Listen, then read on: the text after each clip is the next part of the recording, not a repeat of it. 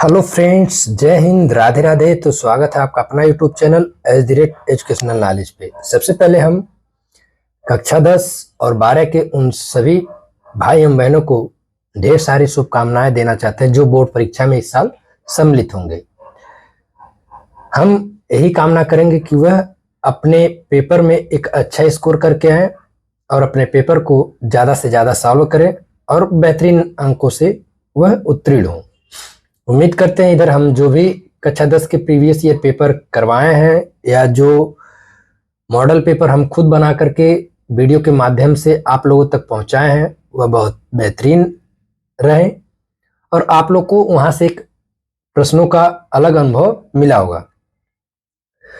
तो प्यारे साथियों, आज का जो हमारा क्लास है आप यहाँ देख रहे हैं, भारत का आकार और स्थिति। यह कक्षा 9 सामाजिक विज्ञान के पाठ्यक्रम में से है, क्योंकि हमारे सामाजिक विज्ञान में 4 भाग होते हैं: इतिहास, भूगोल, नागरिक शास्त्र और अर्थशास्त्र।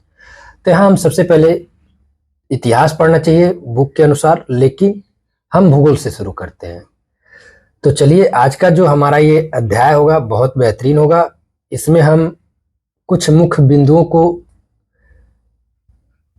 देख करके विश्लेषण करेंगे, उनके बारे में बताएंगे, समझाएंगे और इनके छोटे छोटे प्रश्नों को भी हल करेंगे।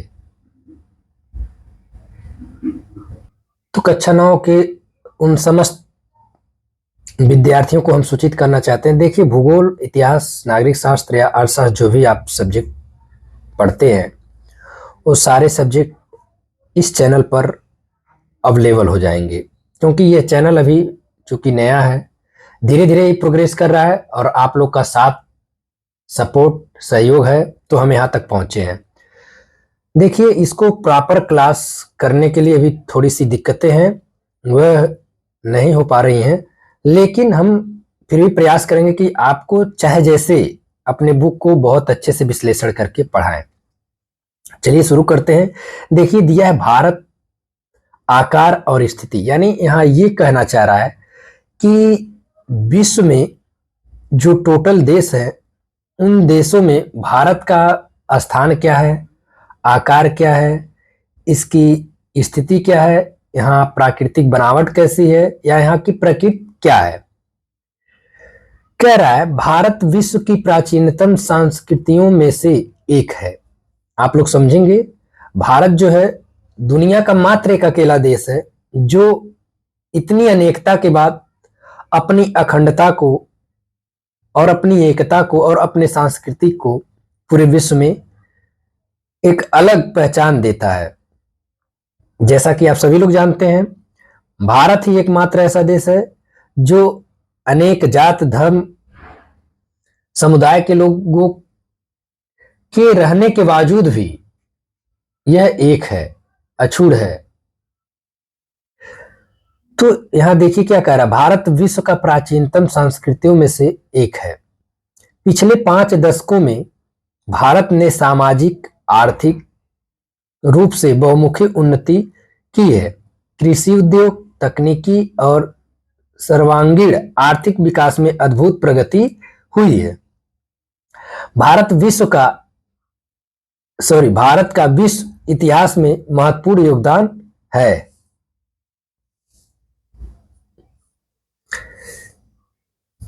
अब देखेंगे इसकी स्थिति क्या है।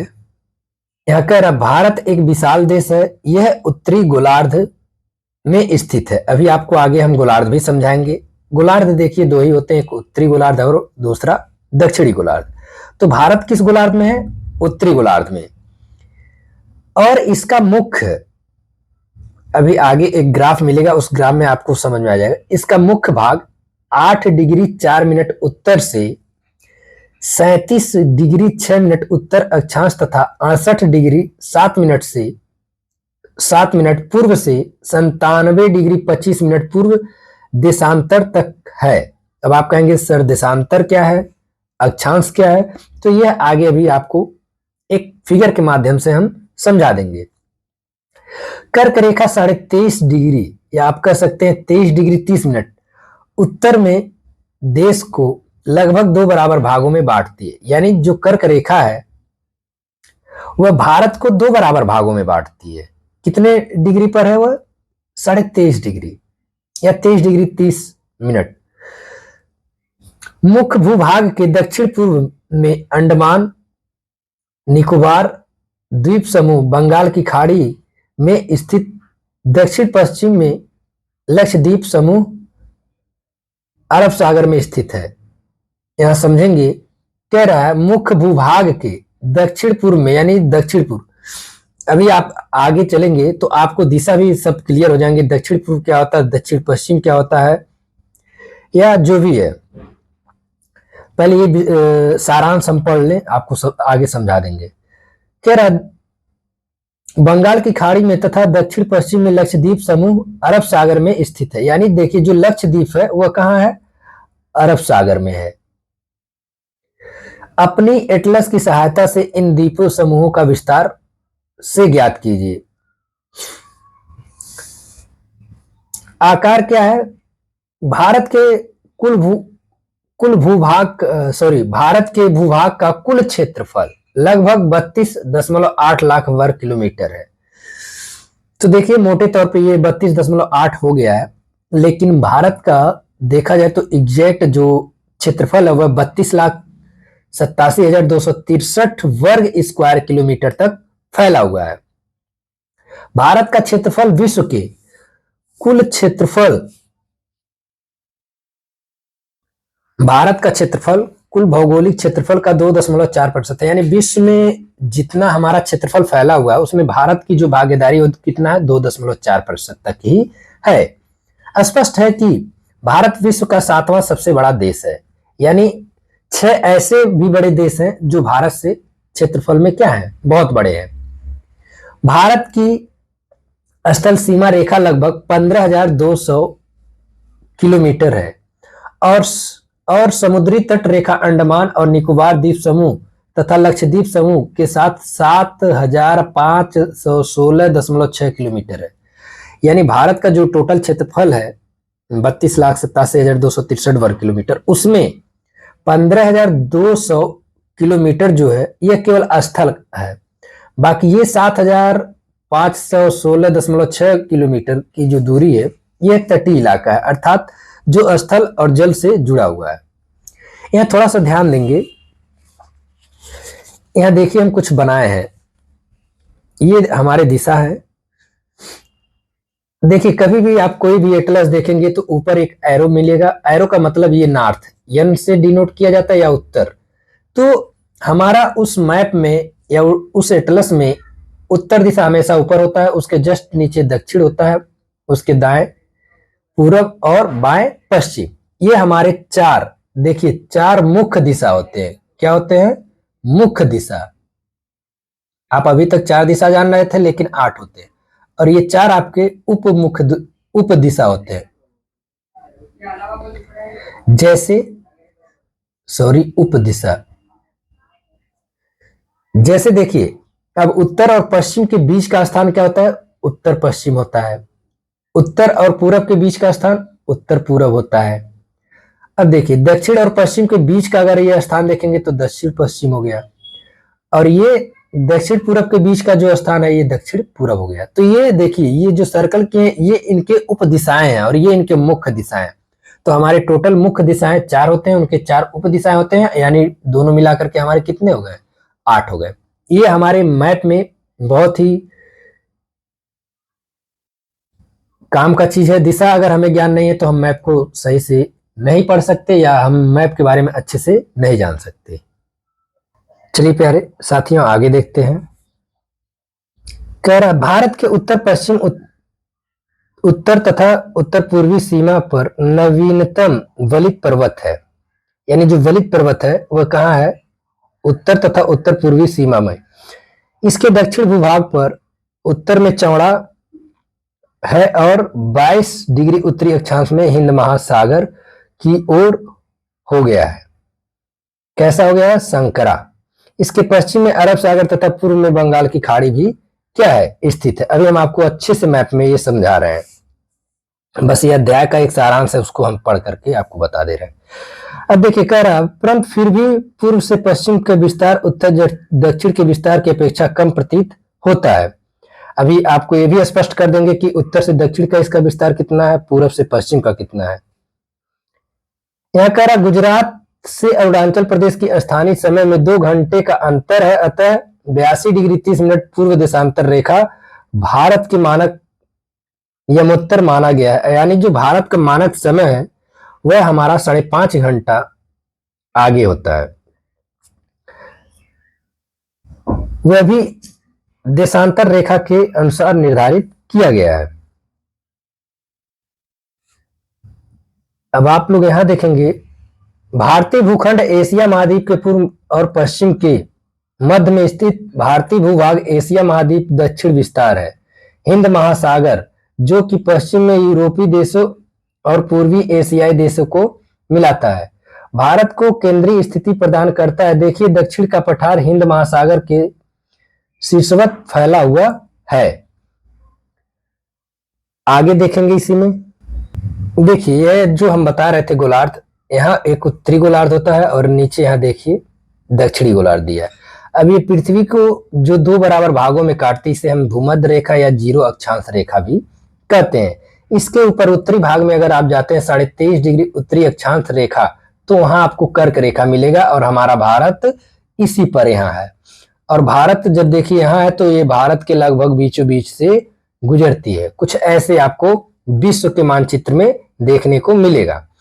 तो ये रेखा कर्क रेखा होती है जो भारत के 8 राज्यों से गुजरती है और वही भारत के बीचों बीच से गुजरती है। अब 66.5 डिग्री पर अगर आप देखेंगे, अगर आप जीरो यानी भूमध्य रेखा से ऊपर उत्तरी ध्रुव की तरफ 66.5 डिग्री उत्तरी अक्षांश की तरफ जाएंगे तो आर्कटिक रेखा है, और नीचे अगर आप आएंगे 66.5 पर तो आर्कटिक रेखा है। लेकिन भूमध्य रेखा से नीचे की तरफ यानी दक्षिणी ध्रुव की तरफ आप आएंगे 23.5 डिग्री पर जो अक्षांश रेखा उसका नाम क्या है, मकर रेखा। तो 3 ही रेखाएं आप मुख्य रूप से याद रखिए। जो बीचों बीच एकदम होता है जीरो अक्षांश पर वह भूमध्य रेखा या जीरो अक्षांश रेखा होता है। ऊपर जो 23.5 डिग्री पर होता है वह कर्क रेखा होता है, और नीचे जो 23.5 डिग्री पर होता है वह मकर रेखा होता है। अब ऊपर जाएंगे 66.5 पर तो आर्कटिक रेखा, और नीचे आएंगे तो अंटार्कटिक रेखा स्थित है। तो ये समझ में आ गया आपका भारत कैसे उत्तरी गोलार्ध में। अब देखिए आपका मुख्य बिंदु अगर ये है तो इसके उत्तर में, तो भारत किस गोलार्ध में है, उत्तरी गोलार्ध में। वो भी कितने डिग्री पर, 23.5 डिग्री। तो ये बात हमेशा दिमाग में याद रखिए। प्यारे साथियों यहाँ एक छोटा सा मानचित्र है, इसको हम समझाने का कोशिश करेंगे। देखिए यहाँ लिखा गया है 5 घंटा 30 मिनट आगे, यानी वह पहले हम आपको पढ़ाए होंगे कि भारत का विस्तार उत्तर पूर्व में, यहां देखिए उत्तर पूर्व में 8 डिग्री 4 मिनट से 37 डिग्री 6 मिनट तक है, यहां दिख रहा है। तो ये इसका विस्तार है विश्व में। फिर यहां देखेंगे उत्तर पूर्व में 68 डिग्री 7 मिनट से लगा करके कहा 97 डिग्री 25 मिनट तक, ये भारत का स्थिति है। इसी के बीच में हमारा भारत स्थित है। अब देखिए भारत के बीचों बीच ये जो रेखा जा रही है ये कौन सी रेखा है, कर्क रेखा। ये कितने राज्यों से गुजर रही है, ये यहां से अगर आप यहां तक देखेंगे तो 8 राज्यों से गुजरती है। आगे इसका भी हम विश्लेषण करेंगे। अब देखिए भारत का जो विस्तार है ये पूरब से लगा करके पश्चिम तक का 2933 किलोमीटर का है, और अगर आप देखेंगे उत्तर से यानी इधर ऊपर से नीचे तक, उत्तर से दक्षिण का जो विस्तार है वह 3214 किलोमीटर का है। ये टोटल ओवरऑल भारत का क्षेत्रफल है। अब इसको थोड़ा सा और समझेंगे। देखिए भारत की प्राकृतिक बनावट क्या है। यहां अगर आप देखेंगे उत्तर में, तो उत्तर में क्या है, हिमालय है, और वहीं अगर बात करें दक्षिण में तो दक्षिण में क्या है, हिंद महासागर है।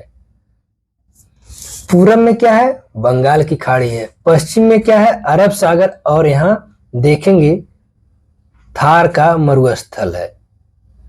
तो इस तरह से अगर देखा जाए प्रकृति पूरे विश्व में किसी भी और देश में देखने को नहीं मिलता है। ये कह लीजिए कि भारत विश्व का एक अनोखा देश भी माना जाता है, इसी कारणों से माना जाता है। इसमें और थोड़ा सा हम देखेंगे। अब देखिए, अगर पूछता है कि भारत का सबसे उत्तरी राज्य, तो पहले जम्मू कश्मीर था। अब जो यहाँ अगर देखेंगे जेके, ये भारत के अंदर होना चाहिए, सॉरी, तो जम्मू कश्मीर था। सबसे दक्षिणी राज्य केरल, सबसे पूर्वी राज्य अरुणाचल प्रदेश, सबसे पश्चिमी राज्य गुजरात। ये दिमाग में रखिएगा। यहां देखेंगे थोड़ा सा, भारत और श्रीलंका के बीच में छोटा समुद्री रास्ता पाक जल संधि तथा मन्नार की खाड़ी है। मालदीव लक्षद्वीप समूह के दक्षिण में स्थित है।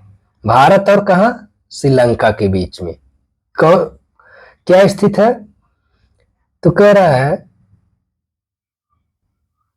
छोटा समुद्री रास्ता पाक जलसंधि जिसका नाम है, और वहां मन्नार की खाड़ी भी है, जो भारत से श्रीलंका को जोड़ने का कार्य करता है।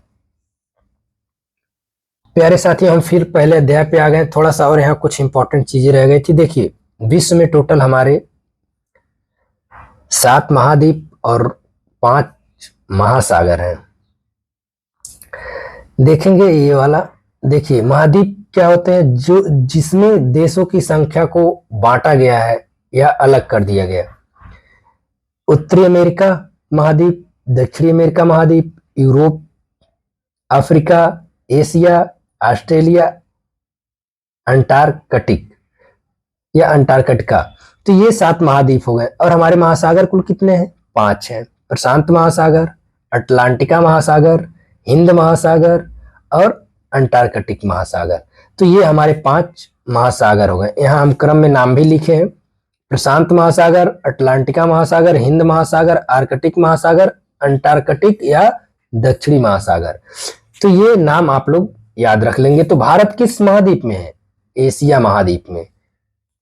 सबसे बड़ा महाद्वीप एशिया महाद्वीप, क्योंकि देखिए इसका विस्तार सबसे ज्यादा है, किसी का नहीं है। और सबसे छोटा महाद्वीप आर्कटिक। प्यारे साथी, ये था हमारे पहले अध्याय से कुछ चीजें, जो बहुत विस्तारित तो नहीं, लेकिन जो भी है थोड़ा बहुत हमने उसको आपको समझाने का प्रयास किया है। अब चलते हैं इसके आगे आगे प्रश्नों की तरफ। क्या प्रश्न दिया है उसको भी थोड़ा देख लेंगे। कह रहा है कर्क रेखा किस राज्य से नहीं गुजरता। हम 8 राज्य बताए, वो अभी आपको लास्ट में हम बताएंगे।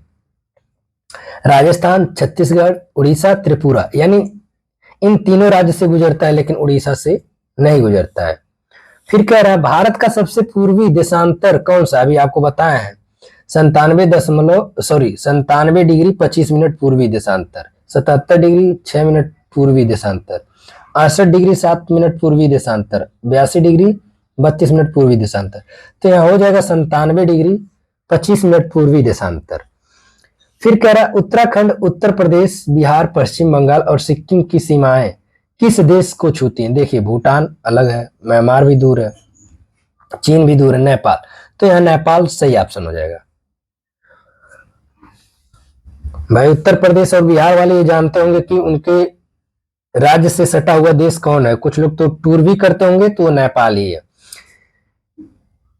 ये क्वेश्चंस आप लोग छोड़ दीजिए, अभी इसको देखेंगे। मेरे मित्र एक ऐसे देश के निवासी हैं जिस देश की सीमा भारत के साथ नहीं लगती। आप बताइएगा कौन सा देश है। भूटान, बांग्लादेश, नेपाल। अब कह रहा है निवासी हैं, कैसे, पड़ोसी देश। तो पड़ोसी देश में तो सारे हैं, लेकिन ये तजाकिस्तान नहीं है। अब यहाँ कुछ प्रश्न आ रहे हैं प्यारे साथियों। कह रहा है अरब सागर तथा बंगाल की खाड़ी में स्थित द्वीप समूह का नाम बताइए। दक्षिण में कौन कौन द्वीपीय देश हमारे पड़ोसी है। तो इसको तो आप छोड़ दीजिए, लेकिन इसको जरूर बता देंगे हम। लक्षद्वीप समूह, अंडमान निकोबार द्वीप समूह। कह रहा उन देशों का नाम बताइए जो क्षेत्रफल की दृष्टि से या क्षेत्रफल में भारत से सबसे बड़े। हम बताए ना 7वां स्थान है। तो पहले रूस का आता है, फिर दूसरा कनाडा, तीसरा अमेरिका, चौथा चीन, फिर ब्राजील, फिर ऑस्ट्रेलिया, उसके बाद भारत।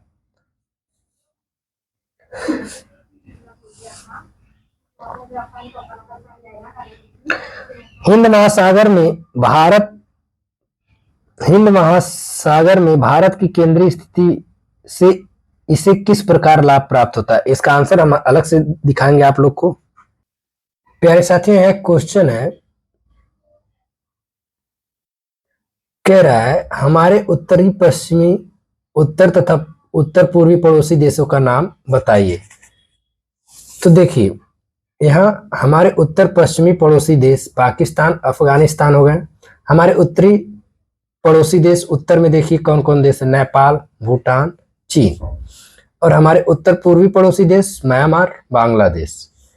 और 2 जली देश भी हैं, मालदीव और श्रीलंका। तो ये टोटल हमारे 9 पड़ोसी देश होते हैं, जिसमें से 2 जली और 7 स्थलीय होते हैं, याद रखिएगा। 7 और 2 9। अगला प्रश्न कह रहा है भारत के 8 राज्यों से कर्क रेखा गुजरती है। क्वेश्चन हम कई बार रिपीट किए हैं, तो वह देखिए क्वेश्चन है भारत के कुल कितने राज्यों से कर्क रेखा गुजरती है। तो उसका आंसर यहाँ ये हो जाएगा कि भारत के 8 राज्यों से कर्क रेखा गुजरती है। गुजरात, राजस्थान, मध्य प्रदेश, छत्तीसगढ़, झारखंड, पश्चिम बंगाल, त्रिपुरा, मिजोरम। तो ये 8 राज्यों से कर्क रेखा गुजरती है। और हमने बीच में एक क्वेश्चन किया था अरब सागर तथा बंगाल की खाड़ी में,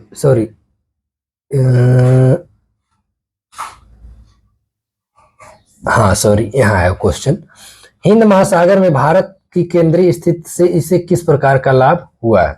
तो इसको भी थोड़ा सा देख लेंगे।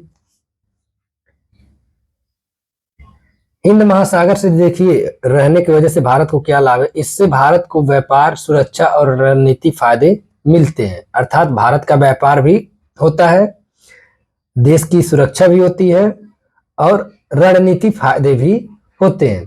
तो ये हमारे पहले अध्याय से कुछ प्रश्न थे, कुछ हेडिंग्स थे और कुछ मुख्य तथ्य थे। तो प्यारे साथियों, यह आज का क्लास आपका कैसा रहा या कैसा लगा, इसे कमेंट्स करना ना भूलें। अगर आप हमारे चैनल पर हैं तो चैनल को सब्सक्राइब जरूर करिए और अपने दोस्तों में भी शेयर करिए, क्योंकि आने वाले समय में इसे हम बहुत अच्छे से सॉल्व करेंगे और चैप्टर वाइज पूरे अध्याय को भी पढ़ेंगे। धन्यवाद, अपना ख्याल रखिए और अच्छे से पढ़िए।